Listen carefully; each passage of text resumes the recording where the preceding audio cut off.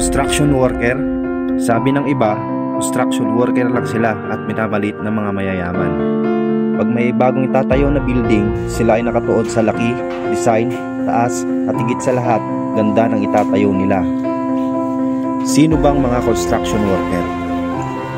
Sila lang naman po yung nakatapos ng elementarya at high school na may mababang uri ng pamumuhay kung ituring ng ilan.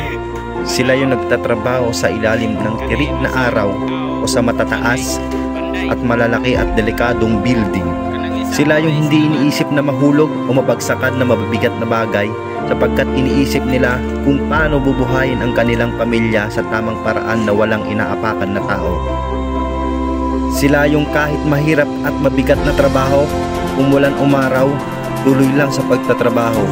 Pero maliit ang sweldo, tinitiis nila para sa pamilya. Ganito nila kamahal ang pamilya nila.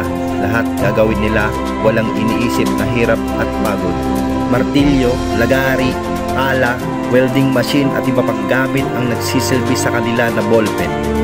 Sila yung madalas baon, sardinas, itlog, tuyo, tailes, minsan chicheria at asin na lang pero masaya na sila doon. Isa sila sa pilit pinagkakasyang maliit na sweldo at minsan kulang pa.